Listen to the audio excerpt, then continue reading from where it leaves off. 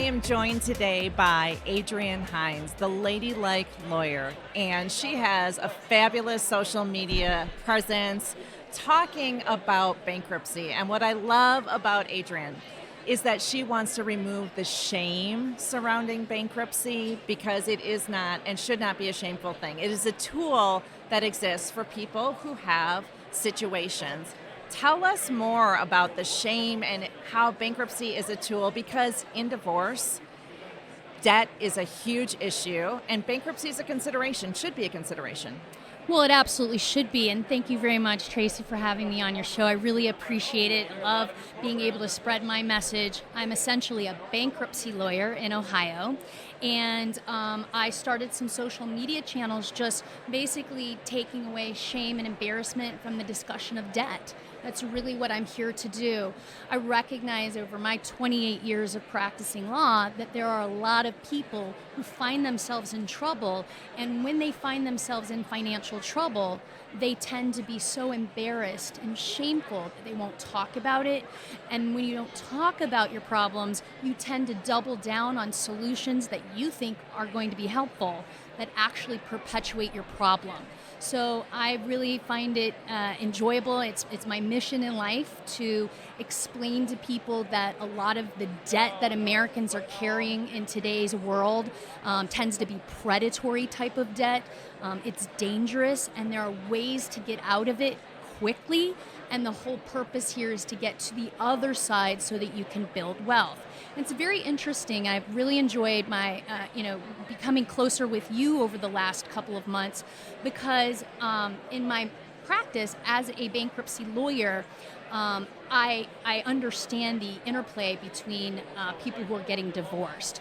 And one of the things that I have found in my practice is that when you have people who are divorcing, if there's a lot of debt, and you can get those people to a bankruptcy lawyer, if they can find a way to suck it up and deal with each other, a lot of times bankruptcy is a good divorce planning tool because it will remove debt, which you won't argue about, and it will free up assets so that each person can establish the home and you can focus on the children and taking care of them. So I really think that bankruptcy comes into play in a lot of different areas, and divorce is just one where we have to start thinking about it. I think a lot of women who are getting divorced don't think about the option of bankruptcy. And what I see in so many divorces is, number one, we know that financial stress is one of the leading causes of divorce. Certainly there are usually other problems in the marriage, but financial stress can often push you over the edge. So that's one issue. Then as it relates to debt, what I see for women is they have high debts within the marriage, and that's an issue coming out of the divorce. Who is responsible for the debt? How is that split? Women are often coming out of divorce with large amounts of debt from that marriage. But then I also see them adding to that debt during the process of divorce because they are trying to pay attorney's fees, and attorneys in divorce are expensive, and so they are creating even more debt. And you mentioned when you started that a lot of times people will double down on strategies with their debt. And I want to talk about some of the damaging things that people do in an effort, certainly coming from a good place, but an effort to resolve their debt. They do some things that's actually counterproductive. Can you talk about a couple of those? Absolutely. I love talking about the things that people do to make their situations worse, because it's a shock to most people when I say these things. One of the worst things you can do is to borrow from your 401k for the purpose of paying a very specific kind of debt that we're talking about. And understand that bankruptcy is meant to deal with the lowest level, most dangerous, most predatory type of debt, which is general unsecured non-priority debt. That's going to be your credit cards. That's going to be your personal loans. That's going to be your medical bills. We should never borrow from a 401k to pay those things before we talk to a bankruptcy lawyer. And the reason is because bankruptcy is designed to get rid of that kind of debt, credit cards, medical bills, personal loans, payday loans, and protect your 401k or retirement in the process. So when you raid your 401k or your retirement to pay down this kind of debt, it's a chump move, and you are doubling down on something that's going to cause more problems for yourself. Another example is a home equity line of credit. People oftentimes go straight to a home equity line of credit. And again, most states protect all or some of the equity in your home. So to take something that you've worked really hard for, something you're building for you and your family, to take one of the only things you have, which is a retirement plan or a home equity in your home, and utilize those and convert them to debt payments, now you've taken on and you've taken something valuable and protected, and you've made it unprotected, and you've probably squandered it. Because in my practice, people who take out 401k loans or home equity lines of credit to pay down these types of debt often still end up in my office, and now they have less equity in their home and less 401k, and they're paying back those things, and they'll have to do that to keep those through bankruptcy. When we could have just filed bankruptcy, very likely, gotten rid of all this stuff, cleared the table, and allowed you to get back into the game. So doubling down is usually borrowing more money. We do not let alcoholics have alcohol in a way to get them out of being an alcoholic, right? So more money is usually a bigger problem. Well, I was going to ask you, what about using another credit card? So say someone has $10,000 on a credit card and they've got an interest rate of 21% on it, and they get an offer for a 0% balance transfer. Oh gosh, I can roll this over and pay 0%. Is that a good strategy, or is that perpetuating the problem? That's a really good question. In my world, it would be perpetuating the problem, but I want to make it clear that in my world, we don't just have one $10,000 credit card bill, right? It's a bigger picture, and that's the part I think a lot of times people don't pay attention to. They attack the one problem that's coming at them at any one point in time, and so you have this $10,000 bill coming at you, but you're going to ignore the other ones right now while you deal with this one, and you're trying to piecemeal, and that you end up costing you a lot of money, and it usually fails. My personal point of view as a bankruptcy lawyer, I want to make sure everybody understands. The very first thing I think everybody should do who find themselves in debt is to try to budget their way out. That is the first thing that you are supposed to do. Put pen to paper, tighten your belt, and try to work on, maybe you're moving money around. Maybe you have a bigger plan to get rid of all of this stuff, and transferring to a different credit card helps in one small way of your big overall plan. But the issue here is you got to have a big overall plan. And if you have $10,000 or more in unsecured debt, that's my own personal number, right? It's just a general number to go by.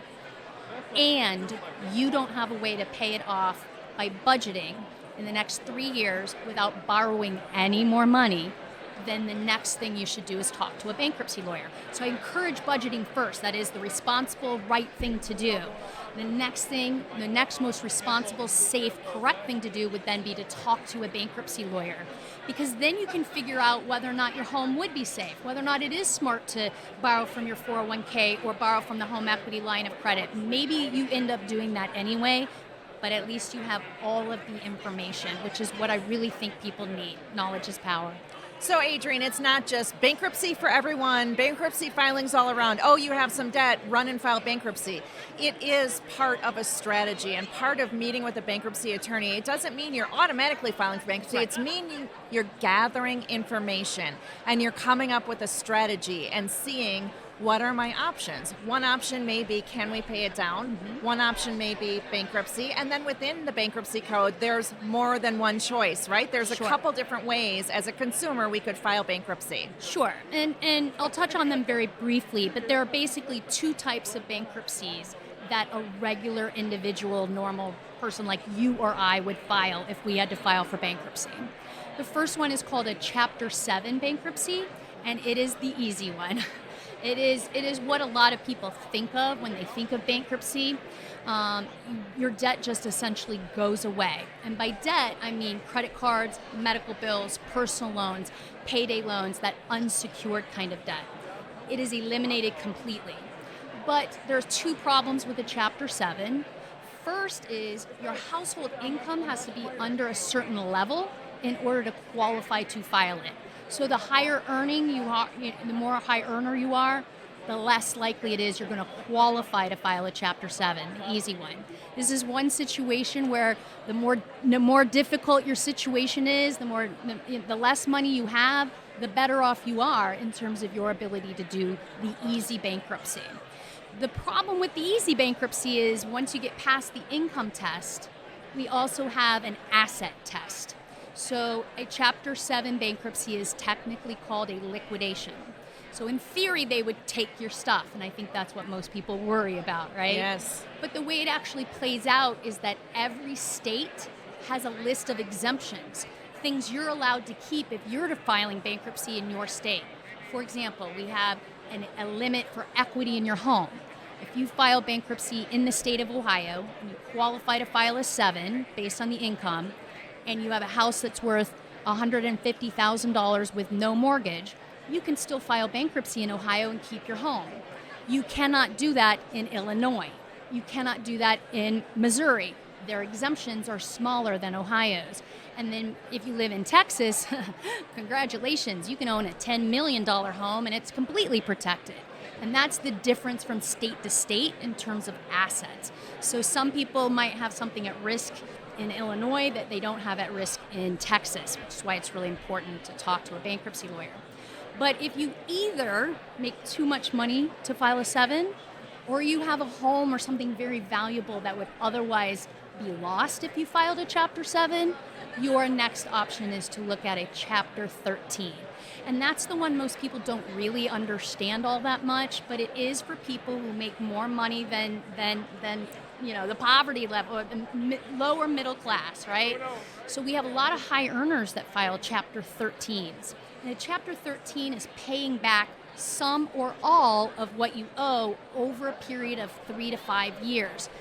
The advantage is that you only have to pay what you can afford based on a federal formula. So your mortgage gets paid first, your utilities, your food, everything you need, your car insurance, car payments, those all get paid first, and then you have to turn over what's left. And if over the course of 5 years you pay off all of your debt, congratulations, the court's very happy, but it can be anywhere from 1 cent on the dollar to 100 cents on the dollar, depending on your earnings. The caveat with a Chapter 13 is that the compounding interest stops, and you're working on a pile of money that's getting smaller and smaller, and you're protected by a federal court. So those are really the basics of a Chapter 7 and a Chapter 13, and it really is a system that is designed for everybody, depending on wherever your financial situation is. I have a lot of high earners that file for bankruptcy. People who make more money just have more debt. I think it's really helpful to just know the facts about bankruptcy. I think that as a general rule, consumers don't know a lot about it, and that's part of the reason why they're afraid of it, right, and why there is shame surrounding it. Yeah. I would love to ask you a few questions that I commonly hear as it relates to bankruptcy and divorce. One of the big ones that I hear a lot is, my husband has gone to a bankruptcy attorney and he's filing bankruptcy, and he has said, you're going to be stuck with all the debts because I'm ditching out on all of it in bankruptcy. Can you tell us how, is that possible? Is that really what happens if he runs to a bankruptcy attorney? Does the wife get stuck with all the debts? Well, I mean, bankruptcy is a very clear process, and it depends on when you're filing bankruptcy through the divorce process. And I also want to say that state laws about your divorce process, they're different from state to state. So one of the things that I see in the state of Ohio is if somebody files bankruptcy, if only one of the spouses files bankruptcy, like the husband, right before, in the middle of the divorce process, then in our system, the judges, the magistrates in the domestic relations courts will oftentimes take that into consideration and still kind of try to even things out on the other side. But again, and I know that this is really difficult to hear, really the better option if your spouse is filing is to consider whether or not you should also be filing. And I think when you're in a divorce situation, obviously there's animosity. And I think the animosity is the second level of a barrier of people pushing through that and finding out what their options are. Because frankly, it's a power move to come out of a divorce with no debt. And if you guys can work on that together, if one person qualifies and they're able, you probably qualify too. And so consequently, why aren't we talking about eliminating this and allowing you to move forward? In most states, your domestic court's orders supersede bankruptcy. So if you get divorced and the judge says, you're responsible, Mr. Hines, you are responsible for the truck. Mrs. Hines, you're responsible for the Chevy Traverse. Mr. Hines, you're responsible for the American Express. Mrs. Hines, you're responsible for Chase. If you're both on those debts and you come out of the divorce and your spouse files bankruptcy, they eliminate their responsibility to the lender, but your divorce decree will still be in place. So what happens a lot of time is, in this situation, it can be the husband or the wife. In this situation, the husband, they go through a divorce, he gets stuck with the truck and with the American Express. She's on it, she's on the truck, she's on the American Express account. He says, I'm filing bankruptcy. He is eliminating his responsibility to the truck lender, and he is eliminating responsibility to American Express. And she is going to be responsible for making those payments if she hasn't filed bankruptcy. But she can go after him civilly in a contempt action. Problem is, how likely are you to get something out of him? And if you're not likely to get something out of him in a contempt action, then why aren't you filing a bankruptcy with him? Is my question. I'm going to take the emotion out and try to look at the reality of the situation. But yes, if somebody files before the divorce decree is issued in my state, the judge can take that into consideration and stick them with some debt on the other side. And that sometimes happens, which is why I like to file spouses together. Even if they can't sit in a room together, I like to file them together if possible. So if one spouse files for bankruptcy before the divorce is final, and then the other spouse says, okay, this is in my best interest to file as well, will they be brought together into one bankruptcy case, or will it be two separate? That's a great question. They would be two separate cases. And the disadvantage to that is filing a bankruptcy for two people who are still married is usually just one price. Once you're divorced, you cannot file a petition together, so you're paying two separate bankruptcies, and that's not cheap. We're talking about somewhere between $2,000 and $3,000 each. So jumping in on each other's bankruptcy can save a lot of money. But no, each person would have their own individual bankruptcy. And if one person filed before bankruptcy or before divorce and the other filed after divorce, it really solves the first person's problems, and really they should have filed together. So when you file together, because you're still married legally, is there any disadvantage to either person? Like, oh gosh, if this person had filed separately, they would have come out of this bankruptcy a lot better off? I think it's better off to file together. Okay. I think when you file alone, you still run a lot of risks. So for example, if you file alone before your divorce is finalized, your judge could still sack you with some debt. Or if you file alone after, and it turns out your spouse needs to file too, you've wasted a lot of money. You're not being thoughtful about how you're spending the money. So I think it's really just important to take a step back and get that 5,000 foot view of your life, to see the forest through the trees, right? And see where your whole finances are. Because I think a lot of times in divorce situations, the anger and all of the things that brought you to that table override your ability to kind of see the true path through the woods. I know that's one of the things that you do. That's clarity that you bring to your clients and to your followers.